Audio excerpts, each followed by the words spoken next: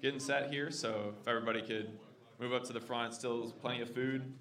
We'll start things off. I'll speak for a little bit, and then Coach Gibbs will go, and then head coach Matthew Driscoll will go, and we'll open up sidebars after that.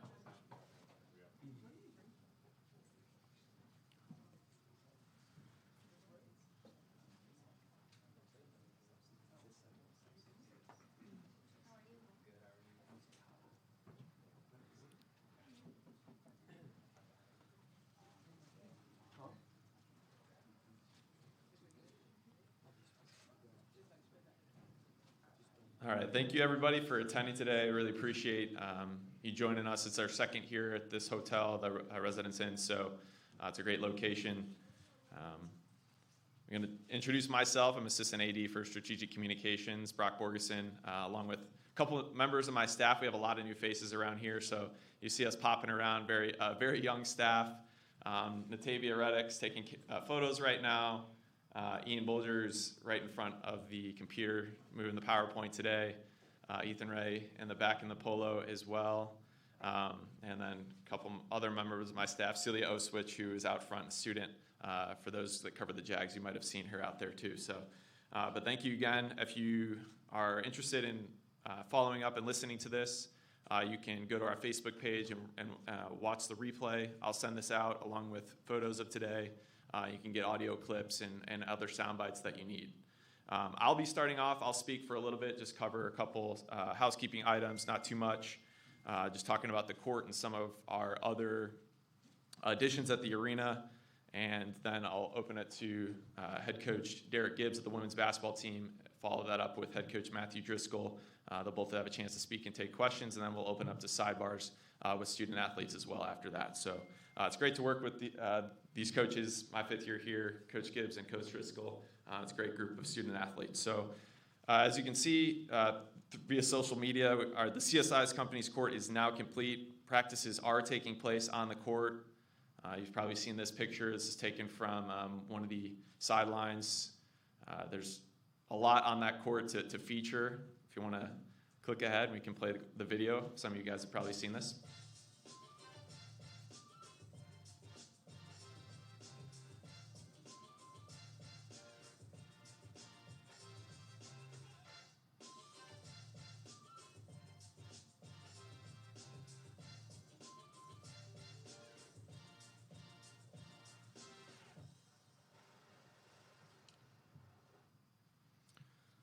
So a lot of pieces on that court that we want to talk about.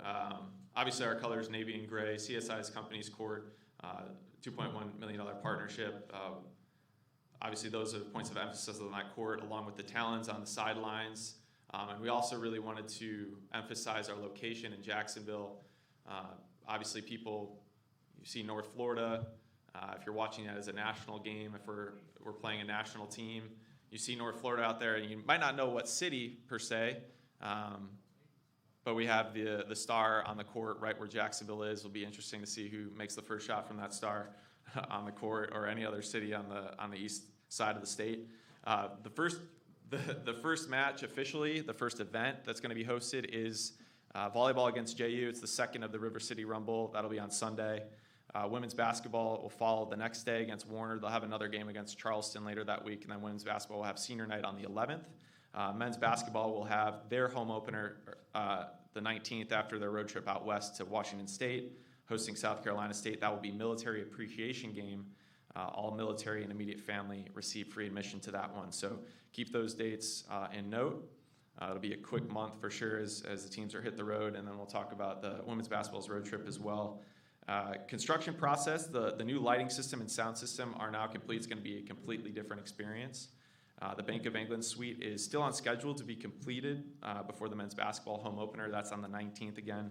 All other arena enhancements will be finished before the first game. So hospitality and seating, the Bank of England hospitality suite on the baseline, the west baseline, nearly 85% of the available premium seats have been sold.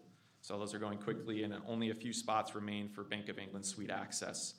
We've had those renderings around. We've had different pictures of it. But of course, if you need any other pictures of the renderings, you can follow up with me. Those are on the quick facts at each of the tables as well. Men's basketball season tickets and mini plans featuring 4 top-tier games at home are also on sale. That can all be accessed. That'll be the splash page when you pull up our website. So just head over to unfospreys.com and you'll be able to get access to those links and make those purchases.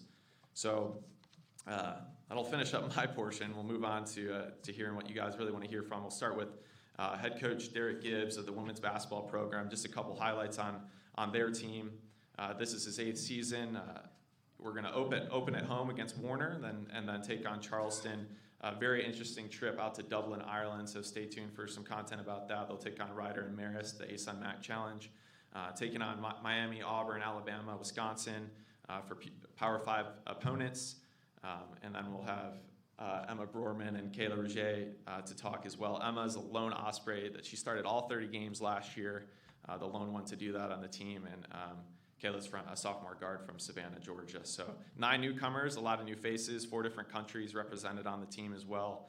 Some experienced graduate transfers.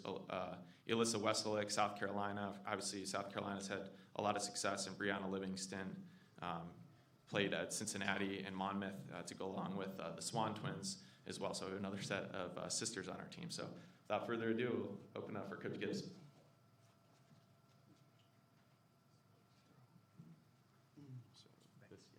This is for the stream, and this is just in-house. Okay.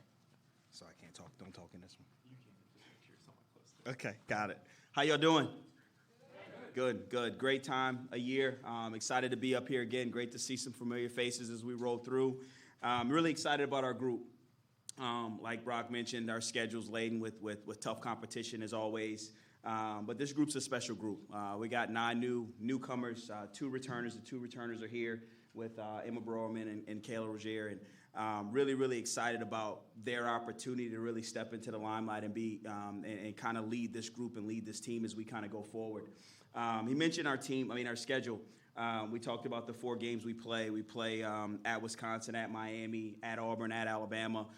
So we will be tested right away when we play to get us ready for conference play. When we talk about where we open up, we're excited about things in terms of the arena, the excitement around our program in reference to what's happening in the arena. We open up on November 7th against Warner, and we're really excited about that. And I think this is the first time I've been here that we've actually opened up at home.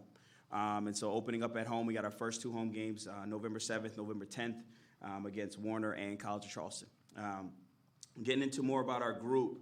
Christy Homsey is a sophomore, transfer from Queens. Really dynamic guard. We expect her to be able to get out and transition and really create some attacks for us out in the open court. She's actually surprised us since she's been here and how well she's shooting the ball. So another kid on our team now that's kind of continued to develop her 3-point range, being able to space the floor. Brock mentioned Brianna Livingston. She's a grad transfer from Monmouth. Really athletic. Will be able to play multiple positions for us, and because of the way we shoot it on the perimeter, she'll have a lot of space to be able to attack. So really excited about her. We have a group of 4 freshmen. Sarah Taub, a freshman from Georgia, who's another really athletic slasher. Helena, I'm not going to pronounce her. I screw up her last name every time I say it, so I'm not going to say it right now. But Helena is from Iceland. She played on the Iceland national team. And represented her country there, and so really excited about what she'll bring for us. A forward that can play multiple positions. She's actually still, again, continuing to develop her range outside and being able to stretch the floor and play. So she'll play anywhere from 2, 3, or 4 for us inside. Maddie Millar, local product, one of the best 3-point shooters in the state of Florida. Really excited about what she's going to bring to the table. And then we have Selma Eklund, who's from Stockholm, Sweden, transfer from Wilmington. And another forward who has the ability to stretch the floor, play inside and out. So really excited about that group that's going to help us there. Brock mentioned the Swan sisters. 2 really dynamic players. Couldn't be different in personalities. Lyric is pretty outgoing and will be a point guard for us this year. And is really dynamic. She was a JUCO All-American. Then you have Jalen, who's one of the best 3-point shooters in the country coming out. I think she made over 200 threes last year. Between the 2 of them, made over 200 threes last year. She had about 110, and Lyric had about 90. So 2 kids that can really stretch the floor there. And then Alyssa Westelick, transfer from South Carolina. We talk about a great balance of 4 freshmen, 2 sophomores, 2 juniors, 2 grads, and a senior. Alyssa's a little bit different. She played on national championship team, so a lot of really, really good experience against really high-level competition that we feel can help us continue to grow and continue to bring this group together. And then we have these two young ladies. Emma's been a staple for us since she's been here. Like Brock said, played every single game, started every single game for us last year, and has been a consummate of consistent ball player for us. On the court, off the court, has done a lot and has stepped into a leadership role for us this year that we've really been excited about, and she's done an unbelievable job. She's going to be a challenge for anybody to guard inside, and with us being able to space the floor and shoot it, she's going to have a lot of space to dominate, and then we'll just play off of her and be able to shoot it around her, pretty much, very simply put.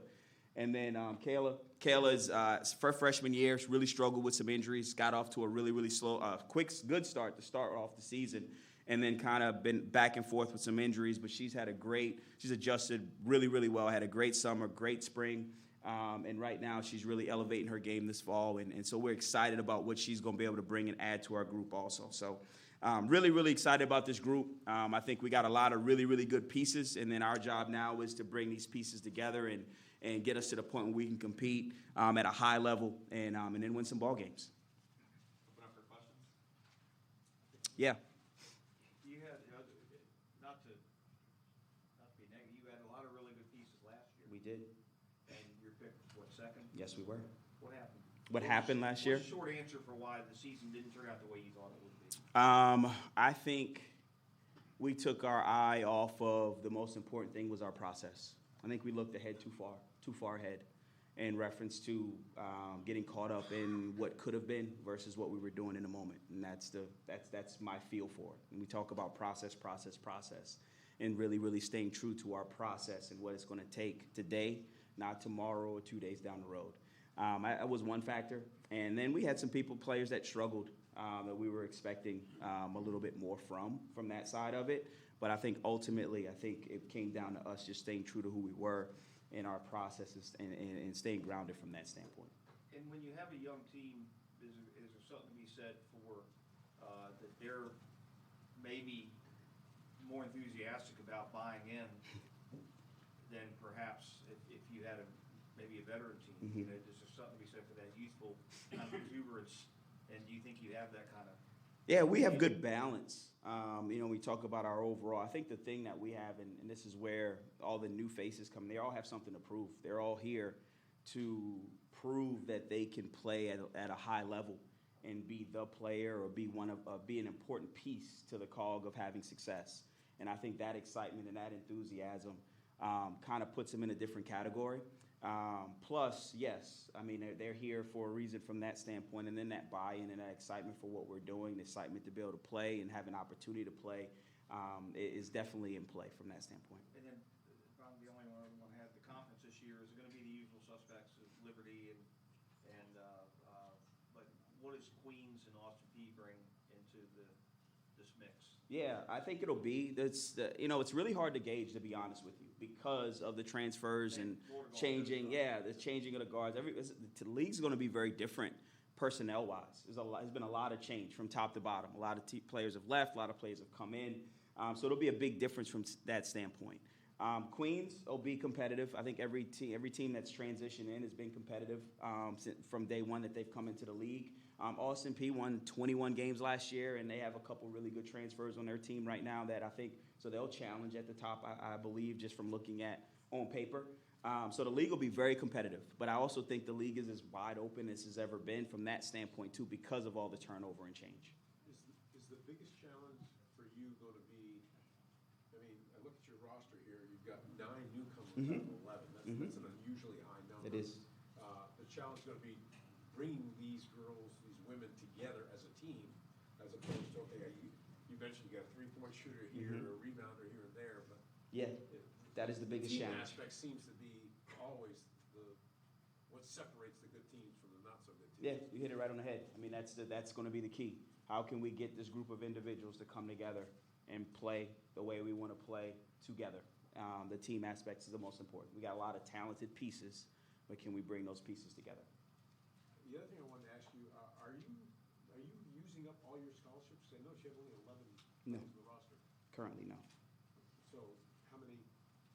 We have 15, so we're using 11 out of 15 right now. Oh, is it because you don't want to get jammed up all with one class in 1 year, or? There's a lot of factors involved. One is finding the right fit and making sure we're bringing the right pieces in. Just because we have scholarships doesn't mean that we have, that we need to use those for everybody. The other thing is only 5 people can play. And so when you have 10 people sitting on the bench with 15, it's a little tougher to manage from that standpoint, the reality of it all. So just a matter of kind of managing that a little bit also. Yeah, I was more getting at the aspect of, if you get into an injury situation, you could be, kind of Yeah. shortchanged with the bench, so that. That's there's possible. There's some risk in not using 4 of those scholarships. I mean, last year was probably the first year I've been here where we were more than 12. So we've always been at 12 or 13 from the beginning. So this is relatively normal numbers wise. It's not that big of a difference than what we've had in the past. Josh or Riley? Yeah. Obviously, you start off with 2 home games, but then you also get to take that trip over to Ireland. Yes. How is that for you and your team, not only, because you're obviously playing some Power 5 teams, so you'll get on the national stage, but then now you're kind of on the international stage. How important is that for your team? Yeah, I think it's a great opportunity. Get to, great cultural opportunity for us to go over and experience something different. I'm really excited for these young ladies to be able to do that. We played in the ASUN MAC Challenge. The first year they started, and then we were into Orlando, and I thought that was an unbelievable experience, and it was just in Orlando. So I can imagine what this one's going to be like. We'll get a couple days to just kind of sightsee and do some things and activities over there. And then we get to play 2 good games against Meredith and Ryder in the MAC Challenge. So I'm really excited about the opportunity. It should be fun. We'll get an opportunity to experience some things over there, and then obviously do what we do, which is play. Yeah, and then the other thing, also going back to playing some Power 5 conference teams, how important is that for you going into conference play? Obviously, last year you did pretty well in non-conference, but then once conference play started, teams seemed to struggle a little bit, especially against FGCU, who have kind of run the women's basketball and ASUN play for a while now. How important is it getting those games under your belt against those very tough opponents as you prepare to challenge for the ASUN? Yeah, I mean, that's what it's about. You set your non-conference schedule up to prepare you for conference play. It's the most important part of our schedule. And so putting these young ladies in different situations, putting our team in different situations where we can learn and grow, so that when we run into those in our conferences, we're prepared. So our conference schedule, as always, I think prepares us for what we'll see ahead. There won't be much we will not see before we get into conference play. And then you just spoke to the situation with your newcomers, and obviously you haven't had a ton of time to see how that's working out. But so far, how have you seen them just gel, if you have? Yeah, it's been great. Progress. Yeah, it's been great. I think we spent, it was a big part of our summer session. I mean, we've had, 6 weeks in the summer, and a big part of that was bringing them together as a team. And we spent a lot of time focused in on that and trying to, I wouldn't say speed up that process, but really focus in on that process of getting these individuals to gel and come together. And I think that went very well in the summer. It's kind of continued as we've gone through the beginning of this fall session. So it's going really well, actually. Is there a post player who can also do what Jazz did and kind of step out and pop the 3? Yeah. Is this team going to look any different offensively? Alyssa Weselick is the one that has an opportunity to be able to do that for us. She can play inside and out, has the ability to stretch the floor, and can do some similar things. I know Mia mentioned earlier, it's hard to replace a Jazz Bond. And so we got to do that by committee. I think we'll play smaller some this year too, with 4 guards out on the perimeter, so that we can continue to play similar ways that we've played before and really spacing the floor. It's unique to have someone that's 6'4" that could do the things that she could do. But Alyssa is the closest one we have right now to being able to do both in terms of play inside and out. Anything else, guys? I have, I'm sorry. Okay, so you said you didn't want to try to pronounce the girls' names. I can try it if you want me to. No, okay. My question to you is, why do her parents have 2 different last names from hers? I mean, and God forbid that we have to ask you to try to pronounce the parents' names. Okay, so the daughter gets the father's name, okay, and daughters get the mother's name. So it's very interesting kind of dynamic when it comes to their last names. If that makes sense. That's the best way I can explain it. Her dad's name is Raffin, Okay. Okay. So Rob Fitton daughter. Got it. Okay. Okay. And that's pretty much how it works. Good. Okay. Interesting. There you go. No problem. All right, we'll end on that. Go ahead. Derek, I was just going to ask, of course, Alyssa and Brianna, adding those two, those Uh-huh. big-time transfers from big-time programs. Yeah. You know, and just, I guess in college sports today, a lot of, players are transferring schools and everything, but just, are you a coach that you typically rely on that, or, but just talking the importance of, adding Brianna and Alyssa and how they could come in and make an immediate impact for your team? Yeah, that's we talk about the transfer portal. That is one of the advantage of it. You can bring in players that are ready. They've played at a high level. They've seen success. They've played against good high competition. You can bring them in, and then obviously they're ready to play right away. It's just a matter of integrating them into a new system. Terminology is always different, and then figuring out from there. But bottom line is that's the biggest advantage to it. Talk about the transfer portal and that type. It's the way of our sport now. Like it or don't like it, you have to embrace it for the most part. Do we rely on it? I don't say we rely on it, but it's an option for us. It's definitely an option for us, something that we will use and not hesitate to use, because we got to find players. And, based on how players are transferring nowadays, there's a lot out there. Now we just have to find the right fit and make sure we're bringing in the right people to fit into what we want to get done. Thank you. Thank you all.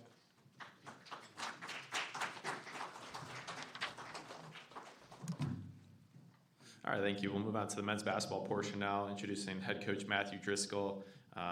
His staff is here today. It's really impressive. A quick note about the staff. Coach Kennan, Evans, Perkins, and of course his son, Chase Driscoll on the staff, all been there at least 10 years. So it's just always a testament to how together that team is. Today we have Carter Hendrickson, Jose Placer, Jarius Hicklin, and Jaden Parker. It's 14th season for head coach Matthew Driscoll. First to reach 200 wins in UNF history. Did that last year at Kennesaw State. A couple quick notes about the stats returning. It's a very veteran team now. It's an interesting turn of events from last year being so young to team staying with 9 returners. 74% of the minutes are returning and 81% of the scoring is returning. So a lot of big, important returners as well, which definitely will bode well. And 2 of those newcomers are transfers. Oscar Berry getting all rookie honors at Fairleigh Dickinson up in New Jersey. Trent Coleman, junior college transfer. Mark Flakis and Ja Enzi as well will be the true freshmen. So as usual, the big Power 5 games, starting off with number 2 Gonzaga, started off last year out west, going out there again to Washington State, facing UW, University of Washington as well, number 3 Houston, number 4 Kentucky, and Pittsburgh. So definitely a lot to talk about as well, and I'll let Matthew Driscoll take over.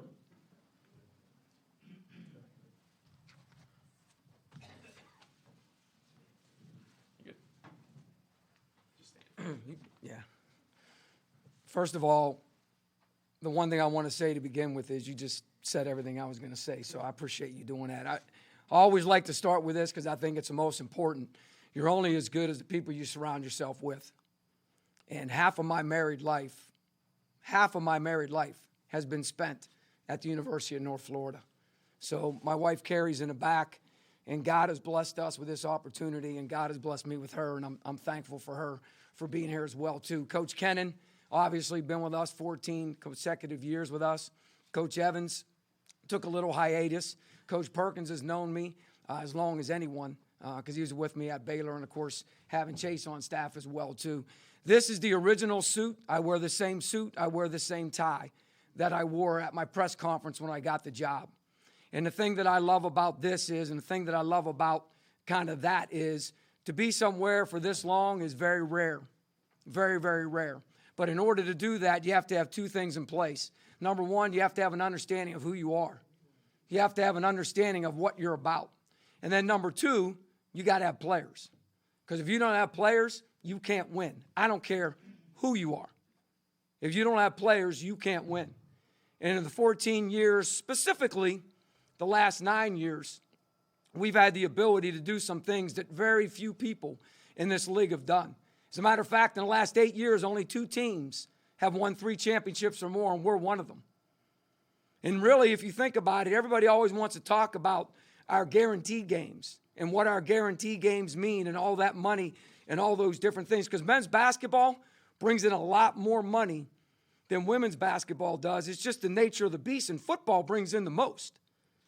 But when you talk about that $4.6 million and some change over the last 9 years, when you talk about those 60 games, if you really want to put it in perspective, we're about 61% in the league and 59% against mid-majors. If you turn those into mid-major games, we average about 20 wins and 13 losses a year.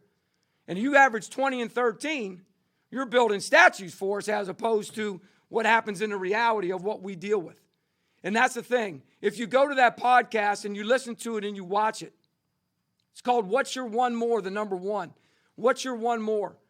And they asked that question about that non-conference schedule because everybody loves it. Everybody wants to embrace it. But it's extremely, extremely difficult, especially for these people, because they're the ones out there between the black lines. They're the ones out there fighting the fight against them dudes. This year being the highest level we've ever played, not in number of games, but 2, 3, and 4 in the country. 3 teams they anticipate being in the Final Four. Not to mention Washington, Pitt, Duquesne, and others. And so these guys probably don't get the credit that they deserve. When you look at that and you think about that statement and you think about the preseason all-league players, there's only 2 teams in the league that have 2 players on that team. And we're one of them. So to finish tied for 4th or higher for 9 straight years, the sustainability that we've had and the way in which we've gone about it, we truly understand that the cup is never half empty and it's never half full. Not in our program, not in my life. We're always about filling it up, fill it up, fill it up, fill it up. And we've done it again.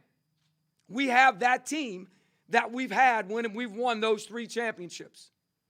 We have the ability to have experience. Last year, we were the 5th most inexperienced team in America. This year, we're not. And when we've had that group in the past, we've bode well. We have interior scoring, not just with Jaden, but Jonathan as well, and Dorian. And Carter's as good as there is on the interior. We've led the country 2 of the 3 championships in three-point making. We're not a good three-point shooting team. We've always been a great three-point shooting team. And we embrace that. And when you got guys like Jarius and you got guys like Jose, and then you add other pieces like Max Hrdlicka and Oscar Berry, and then Carter, of course, is that one guy, that one oddity, so to speak. The Bo Beach, if you remember, the Garrett Sams that scored 1,600. He's that guy that 6'8" can do it from interior, can do it from the exterior, and can do it with the ball in his hand to get others and to facilitate. And when we've had that, and then when we've added other pieces, and you talk about a guy like Oscar Berry, a guy that's put it in the books, under the lights, in Division I basketball. You guys don't know this, but he was one of the top 5 most efficient players in the freshman class of college basketball and mid-major basketball. And that is 43% from 3, assisted turnovers, and the way in which he goes about how he plays. And you look about, Ja and Z, everybody's so excited. 2,667 points in high school? Are you kidding me? And then you got Trent Coleman, a junior college, and then, of course, Mark Flakus, local as well, too.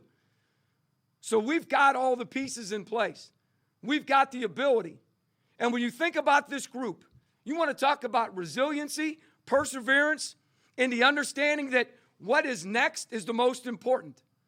Not what was and not what will be. What is next? Who is in front of us? And in this case, it's Gonzaga. Because everybody wants to talk about this, that, and the other.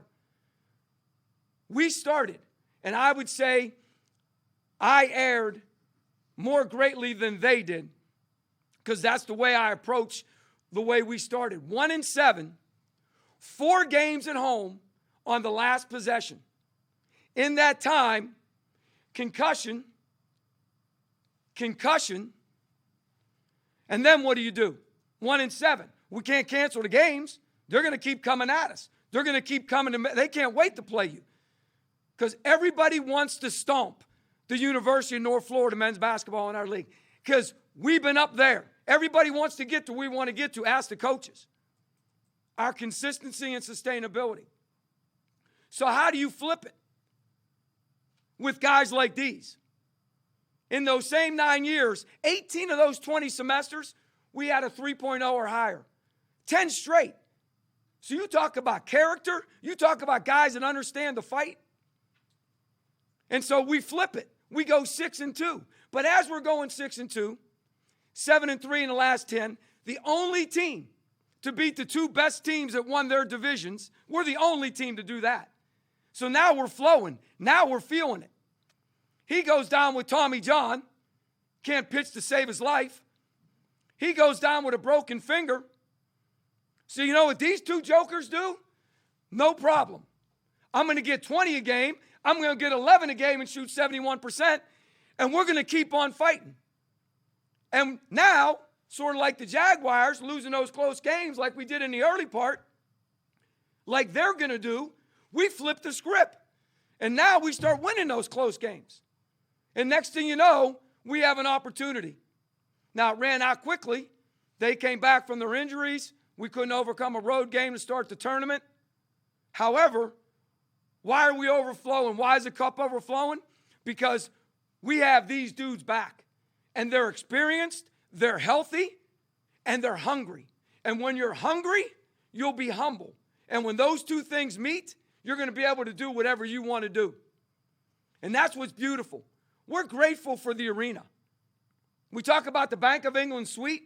It's going to be unbelievable. What it's going to do for the future. What it's going to do for different projects down the road. But let's not forget about bricks. The place inside where you're going to be able to get some drinks and whatnot. You know what else they're going to do? They're going to show every single one of our games on TV so that people can come watch, which they've been doing for a while, but they're doing all the games. And then you talk about our supporters that have been around longer than me. John and Jerry Haight, the perch they put their name on the outside of it. My son was 10, 14 years ago. My son owns 2 premium seats at the age of 24. We are fully vested and we understand what that new facility is going to do for us. Not just from all the things that you saw, but even on a grander scale. On a grander scale. So we're super, super excited. And the thing that we're equally excited about that you guys don't know about is we got a brand new weight room that Julie helped pay for. We're going to meet Julie and her Cameron and Connor tomorrow and hang out with them, and we're going to cut the rope for that facility. But here's the great thing about the facility. It's the same weight room that the $70 million Orlando Magic just put in and the $70 million Dallas Mavericks just put in. It's the same exact equipment. That's why we got 6 dudes overseas playing pro, and that's why we'll continue to have pros.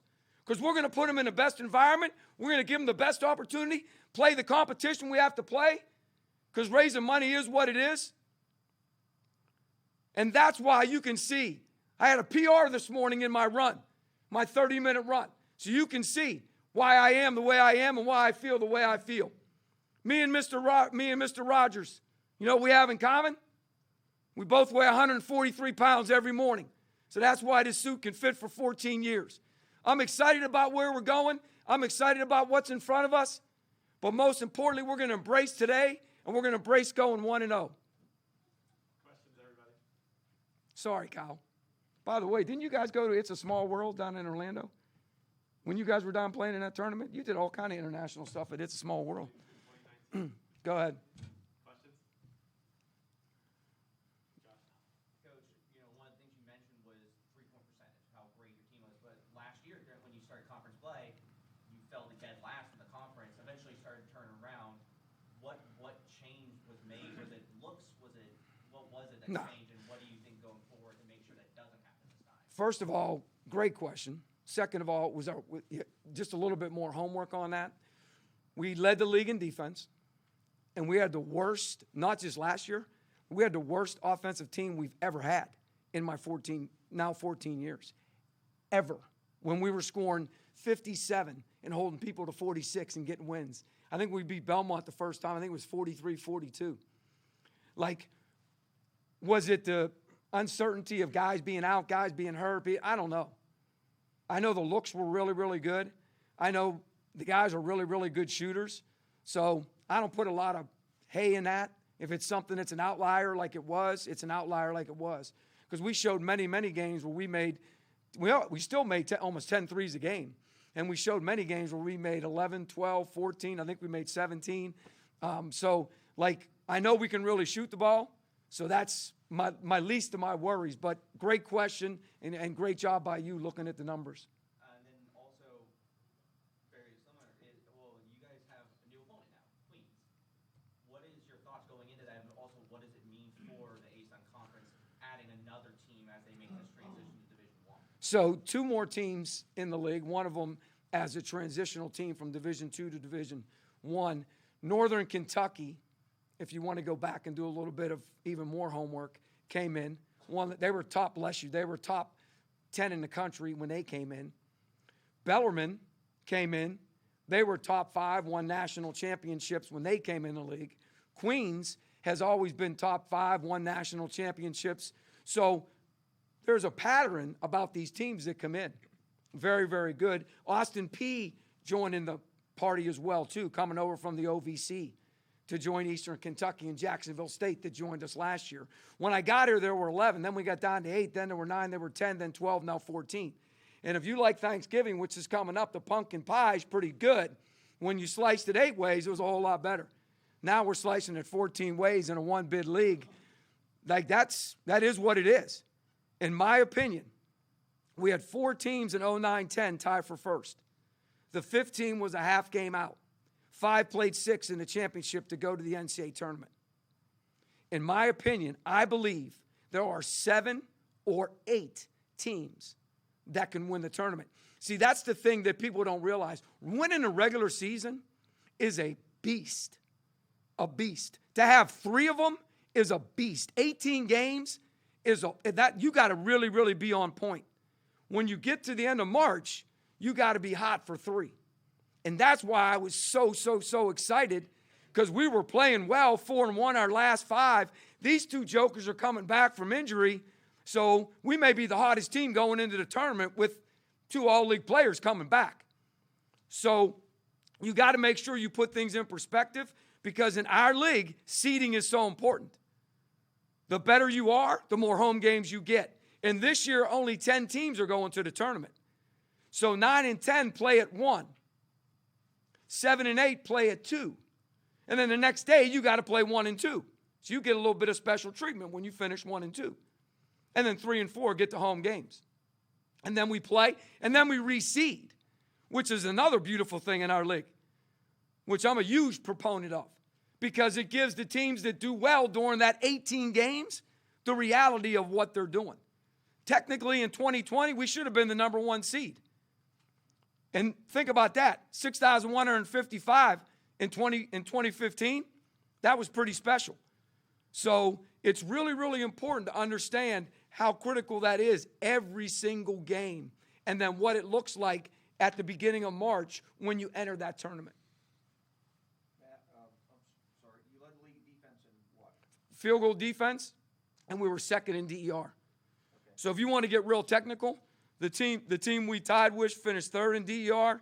Liberty finished number 1 in DER, but they finished 3rd. So if you add up all the numbers and divide them, we were number 1. So that's how I look at my statistics. One thing that you struggle with, you've got height. Rebounds. It's rebounding. Weight. You got kicked around. Yeah, it has nothing to do with that. So, but you still got muscled around inside some games. So what's the plan B in case you do? Let me ask you this question. If I went out here with Carter Hendrickson, do you think I can push him? I'm 143 pounds. It doesn't matter. Do you think I can push him?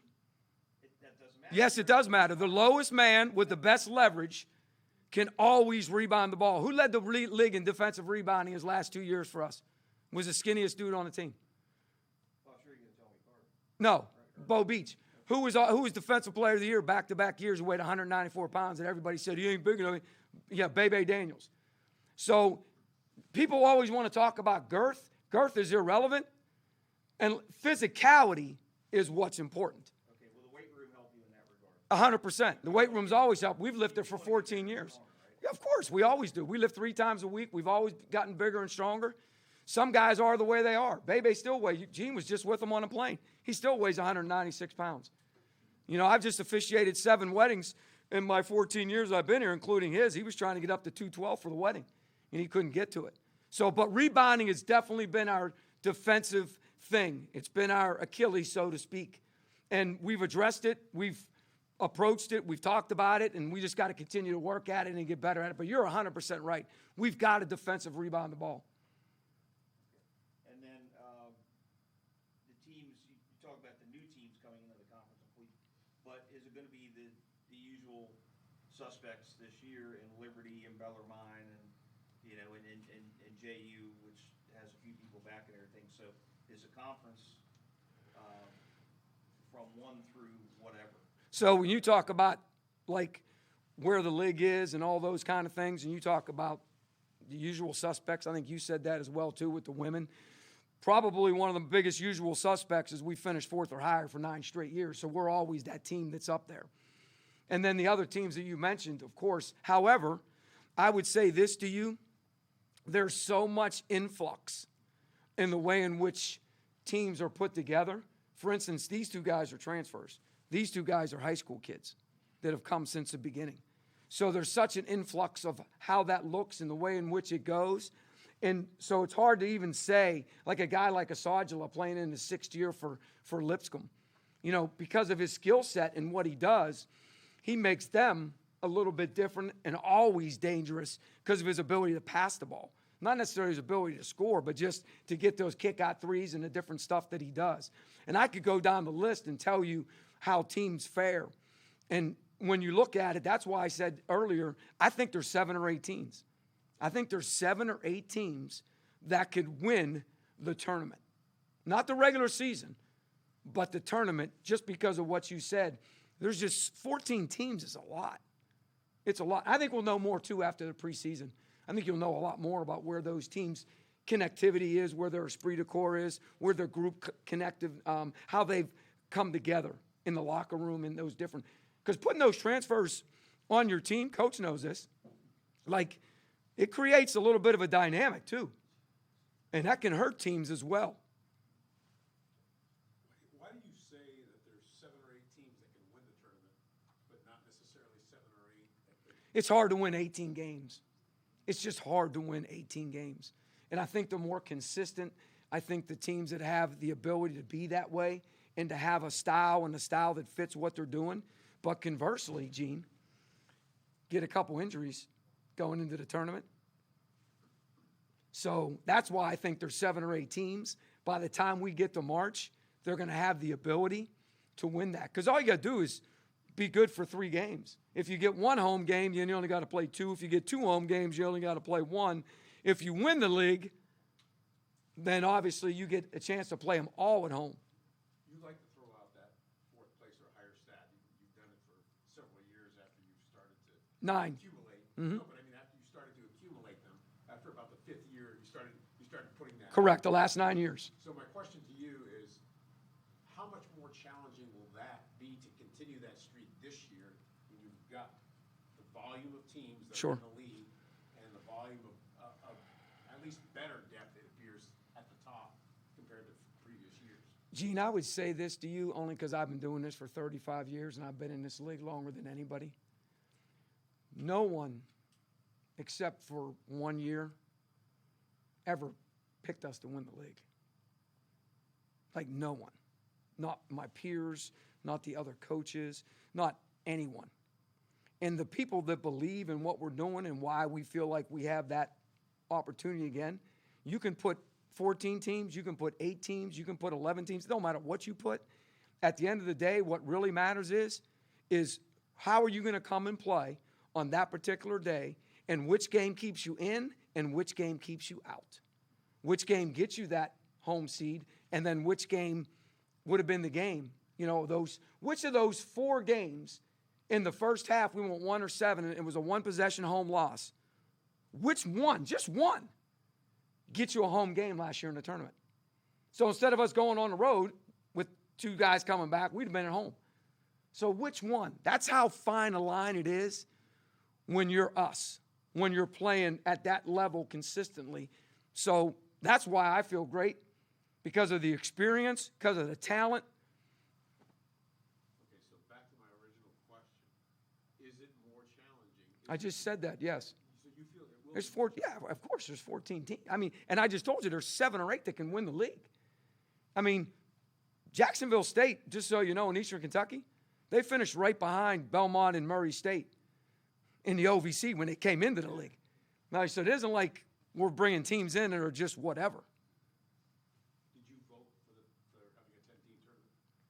I actually voted for, I think I wanted to keep it at 8. I think I said 8. If not 8, then 10, but I think I said 8. Was there any sentiment? There was sentiment to Sentiment for 14? all of them. Yeah, bring them all in. What happened was, if you remember this, we always had 8. And then what happened was COVID came, and we let everybody play. And then the next year, we had 10 teams, which was we let everybody play. And then, so I think it got to that point, and now I think the administration, because of costs and money and all those things, now it's going back to 10. I think it's a neat format that the 1 and 2 seed get the home game of the team they're going to play the night before they play them. So I think it's gives them a great buy or a great opportunity. Okay, is there any concern on your part, though, that, some teams can get into injury situations, get off to a bad start, and then all of a sudden you're, I don't know, let's say 2 and 10. Any concern that you're kind of killing hope a little bit for some of those programs who might be getting players back? You know what I mean? In terms of killing hope, I don't know, by early February, because you're leaving 4 teams out. I mean, I think that's a great point. There's a point made by several coaches. It was a point made by several coaches because of what you just said, and then the ability to lose jobs. And so I think your sentiment is accurate because you just saw it. 1 and 7, 2 guys get hurt, yada, yada, yada. But obviously we persevered and we finished tied for 4th and whatever. So I think that is out there, but the way I look at it is, like, this is who it is, this is who we are, and so you got to roll with it. Any other questions? And not to beat the 7 and 8 teams staying to the ground anymore. The 7 and what? 7 to 8 teams Oh. able to win the tournament. Okay. But do you think that might produce a lot of, not infighting, but kind of beating up on each other, and with those low records, you think that could hurt the conference's reputation? It seems like it doesn't follow it as closely. So 14 and 4 in 09 won the league. 13 and 5 finished 5th and was the half game out. So there was a 14 and 4 teams. So there was some of what you said. And does it hurt the league? And I mean, I'm a guy that coaches. I'm a guy that's been doing this for a long, long time, even at the highest level. Like, that's about as good a basketball as you're going to get. Like, our league is like really, really special. It's going to be exciting for people when they come watch, especially in our new arena. But I mean, that's just life. And we're not the SEC and the we don't get multiple bids. So it's like that infight, like, that's just for seat. Like, that's the thing that's beautiful. All that stuff's for seeding, and then all that seeding is a new season. Then that new season propels you into whatever's next. So it's going to happen. It happens before, and it just is what it is, really. Matthew, there's been a lot of talk about expanding the NCAA tournament. Coach Drew is at the head of it. Maybe to as many as 96. He wants 128. Well, let's start with 96, because 64 plus 32 makes it easier to bracket the tournament. Well, it's 128 divided by 2, 64. I know, I get it, you do it that way as well. But my point to you is, are you in favor of going to as much as possible, because maybe that might give some of these big major conferences the multiple bid instead of just giving it to the 7th place team from the Big Ten, the 8th place team from the Pac-12? I'd say it's a couple-fold for me. Number one, I'm never opposed to expanding anything that's going to help, because college basketball is March Madness.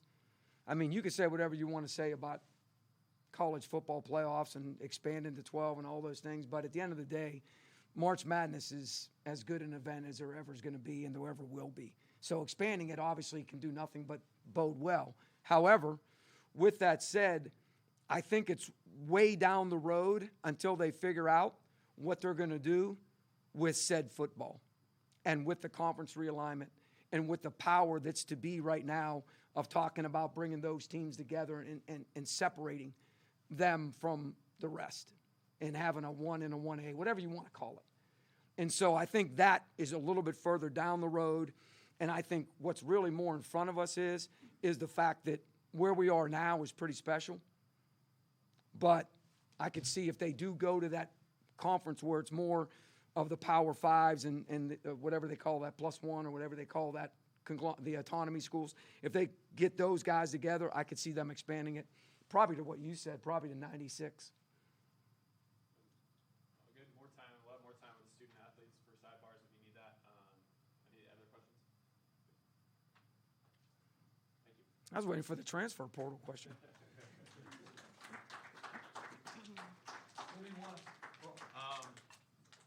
I'll just break you guys out separately, but yeah, I just want to thank everybody for coming today and for all the media and VIP and donors that make this year be an exciting year. We definitely have a lot going on and a lot to promote, so thank you.